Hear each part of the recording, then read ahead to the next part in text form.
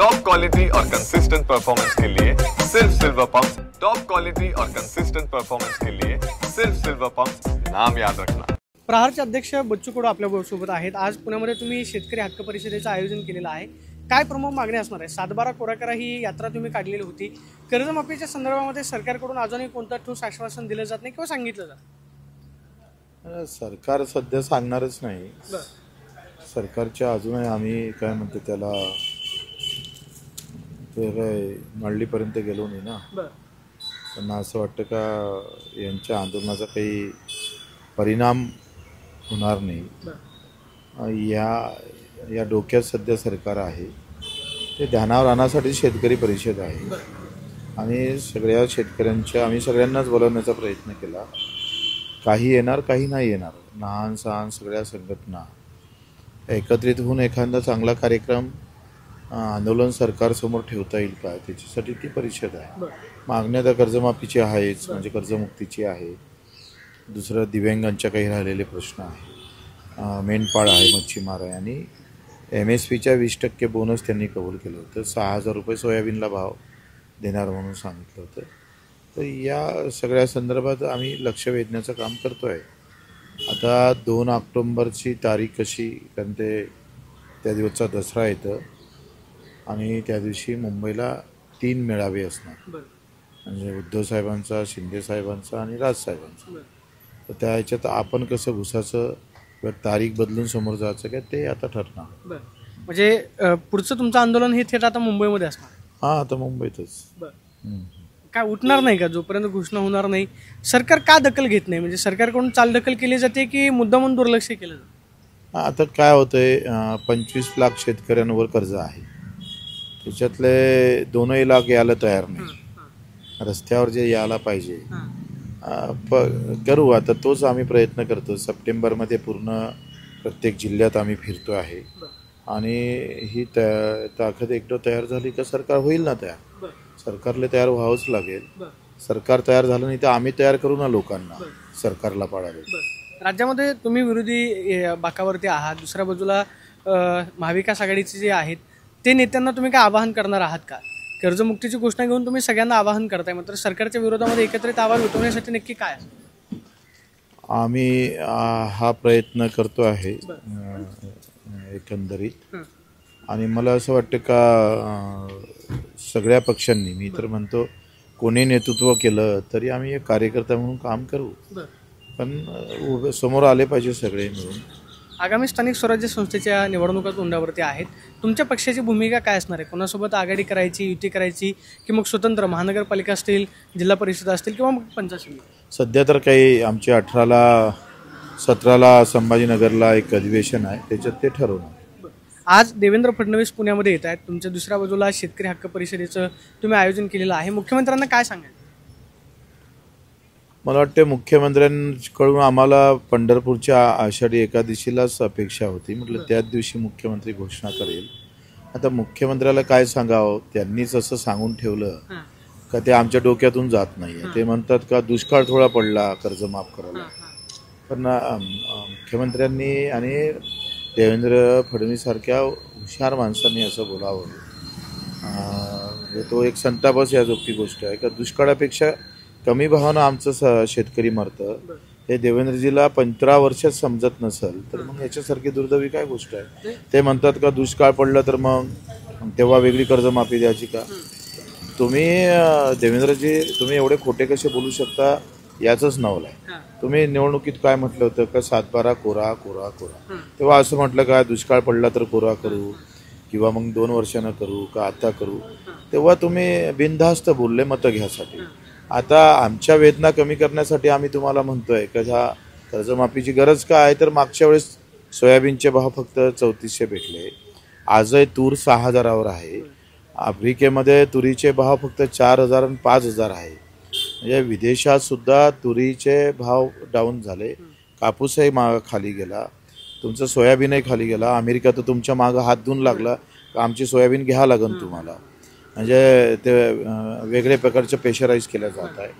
आणि आज अशी व्यवस्था आहे का येत्या काळामध्ये म्हणजे येत्या जो हंगाम राहील हा आम्हाला पूर्णतः भाव भेटणार नाही। कापूस आहे हमी भावाच्या बाजारपेठ खाली जाणार, तुरीची जाणार, सोयाबीनची. आणि हमी भावानं तुम्ही किती खरेदी करता तर 10 ते 20%, म्हणजे 80% शेतकरी हमी भावाचा फायदा घेऊ शकत नाही. आणि काढलेला हमी भाव हा फार चुकीचा आहे, खोटा आहे, लबाडीचं आहे. आणि अशा वेळेस तुम्ही म्हणता दुष्काळ. अरे विकून जर आम्ही 3600 रुपये 3400 विका, ह्या दुष्काळापेक्षा मोठा चटका आहे ना. आणि म्हणून तुम्ही म्हणता डोक्याला लागलं तर काय झालंय, पायाला लागू द्या. भाऊ, तुम्ही एकीकडे एवढे सगळे प्रश्न मांडताय, मात्र राज्यातले महत्त्वाचे नेते असतील किंवा मंत्री सातत्यानं दिल्लीमध्ये जात आहेत. मग ते मुख्यमंत्र्यांचा दौरा असेल किंवा मग एकनाथ शिंदे असतील, तिघांमध्ये काही समन्वय नाही आहे का? सातत्यानं दिल्लीला जावं लागते, राज्यातल्या प्रश्नांवरती तुम्ही त्यांना भांडताय, मात्र आठवड्याला आपल्याला दिल्ली दौरा पाहायला मिळतो. त्यांची आता दिल्ली दौरा राजकारणासाठी आहे, शेतकऱ्यासाठी केला असता तर फायदा झाला असता ना. प्रत्येकाला आपापलं सांभाळून सगळं करायचं आहे. लोक रोज मरतंय, 10 ते 15 शेतकऱ्यांची आत्महत्या रोजचा आकडा आहे. जेवढे तर मला वाटतं युद्धात पण मरत नसेल तेवढे आत्महत्या करून मरतात, पण कोणाला गंभीर नाही. काय लेनदेन आहे? तुम्ही पाय घासून मरा का काही करा, काही संबंध नाही राहिलेला ना. काय ती कसं आहे, त्यांना माहीत आहे ना, वेळेवर बटेंगे तो कटेंगे, नाहीतर मग मुसलमानाचा फतवा निघून जातो आणि यामध्ये काम जमून जातंय. त्याच्यानं या सगळ्या भानगडीत पडण्याचं कारण काय? तर मी सांगतोय का विहिरीतून बकेट टाकून पाणी ओढल्यापेक्षा डायरेक्ट बटन दाबूनच येऊन राहिलं तर मग बकेट टाकणार कोण? मात्र एकनाथ शिंदे यांच्यासोबत तुम्ही काम केलेलं आहे, तुमचे सहकारी राहिलेले आहेत. एकनाथ शिंदेवरती बरेचसे प्रश्न जे आहेत ते उपस्थित केले आहे. रोहित पवार असं म्हणाले की त्यांना नोटिसा ज्या आहेत त्या त्यांच्या कुटुंबामध्ये गेलेल्या आहेत. भाजपमधल्या मित्रपक्षांना, घटक पक्षांना त्रास होते असं तुम्हाला जाणवते? आताचा काय, आतापर्यंतचाच अनुभव आहे. पुरा भाजप ही दगाफटक्यातूनच उभं राहिलेली आहे. त्यांनी जनतेलाही दगाफटका दिलेला आहे आणि सोबतच्या मित्रांना पण, मित्रपक्षांना पण. आणि मूळ काही कर्तृत्वानं भाजप उभी राहिली काय, तर भाजप ही भावनेतला खेळ खेळून उभी राहिलेली आहे. राम मंदिर हा मुद्दा जर भाजपकडे नसता तर भाजप खरोखरच सत्तेत आलं असतं का? प्रभू रामचंद्राचं नाव घेऊन प्रभू रामचंद्रालाच फसवलं की काय, अशी एक व्यवस्था आहे. आणि म्हणून त्यांना मित्र हा कसा आहे, ते पूर्ण चाणक्य आहे. आणि पूर्ण चाणक्य असल्यानंतर मित्र दोस्त ते काही संबंध नसतं. चाणक्य नीतीमध्ये हे काही पाहायचं नसतं. बाप जरी असला तरी त्याचं जे लक्ष्य आहे ते पूर्ण केल्याशिवाय ते बापाले बाप म्हणत नाही. त्याच्यानं तो विषय नाही. शेवटचा राजकीय प्रश्न आहे. राज्यामध्ये आघाडी असेल किंवा महायुतीच्या अलायन्सची स्थानिक स्वराज्य संस्थेच्या निवडणुकांसाठी बरीच चर्चा आहे. गेल्या 10 दिवसांपासून राज्यामध्ये एक चर्चा आहे ती म्हणजे 2 ठाकरे बंधू एकत्र येणार. एक तर राज ठाकरे आणि उद्धव ठाकरे. जर कदाचित 2 ठाकरे एकत्र आले आणि बच्चू कडूंना त्यांनी आघाडीमध्ये येण्याची साथ घातली तर किंवा बच्चू कडू ठाकरेंकडे जातील का, की महाराष्ट्रामध्ये एक चांगला पर्याय जो आहे तो सरकारच्या विरोधामध्ये उभं राहील, तसं काय तुमच्या डोक्यामध्ये आहे? आता कोण आघाडीत राहील, कोण भाजपसोबत राहील हे अजूनही काही निश्चित नाही. लक्षात घ्या, या चित्र दिसतं ना ते तसं काही राहणार नाही. बऱ्यापैकी असे काही घटना घडेल का आम्ही कधी विचारही केला नसेल. म्हणजे मी नेहमी सांगत आलो का आता वजन दिल्लीत कोणाचं जास्त आहे, शिंदेचं जास्त आहे का अजितदादाचं जास्त आहे? वजन आहे उद्धव साहेबांचं, शरद पवार साहेबांचं, कारण त्यांचे खासदार तिकडे जास्त आहे. आता साधं गणित आहे, लक्षात घ्या का ही सगळं राजकारण जर तुम्ही पाहायचं असेल तर पहिले भाजपला केंद्र महत्त्वाचं आहे आणि केंद्रात त्यांना फार गरज आहे. कारण 10, 15, 20 मताचं एकंदरीत गणित आहे.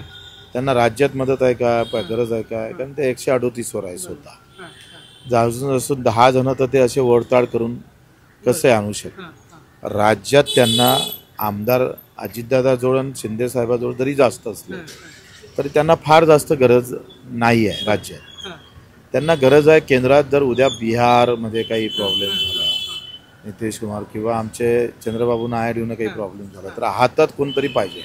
काय उद्धव ठाकरे शरद पवार जाऊ शकतो? जाऊ नाही शकत. रणनीती तुम्हाला सांगतो मी, विनाकारण आरोप करणार नाही, पण रणनीती अशीच आहे हे तुम्ही समजून घ्या का वजन जरी राज्यात शिंदे साहेब आणि अजितदादा असेल, पण वजन जे आहे सध्या भाजपावर जो अंकुश आहे तो उद्धव साहेबांचा आणि शरद पवार साहेबांचाच आहे. त्याच्यानं दिल्लीतलं सरकार हे फार महत्त्वाचं आहे. कसं आहे, कोणाला वाचवायचं? 2 भाऊ जर नदीत पडले तर त्याला कोणतं वाचवायचं? केंद्राचा एक भाऊ आहे आणि राज्याचा आहे, तर भाजपवाले कोणाला वाचवण? सरळ गोष्ट आहे. त्याच्यानं ही सगळी व्यवस्था म्हणजे तिकडे नितीश कुमारला पण शह देण्याची एक व्यवस्था करून ठेवली आहे. चंद्रबाबू तुम गए तो ठीक आहे, हमारे पास दुसरे प्यादे तयार आहे. ही एक व्यवस्थित असं राजकारण सुरू आहे आणि त्याच्यामध्ये मला असं वाटतं की ते फार व्यवस्थित त्या टप्प्यावर आज शिंदे साहेबांना जो काही राज्यामध्ये जे व्यवस्था आणून ठेवली आहे त्याचं कारण कहीं के इशारे कहीं पे जमा रहे म्हणजे व्यवस्थित त्याचा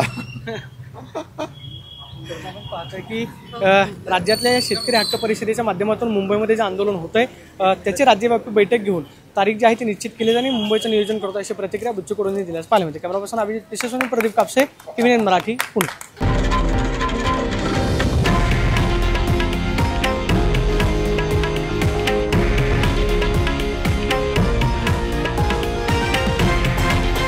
हे आहे देशातील नंबर 1 न्यूज नेटवर्क आणि आपण पाहत आहात TV9 मराठी, एकमेव.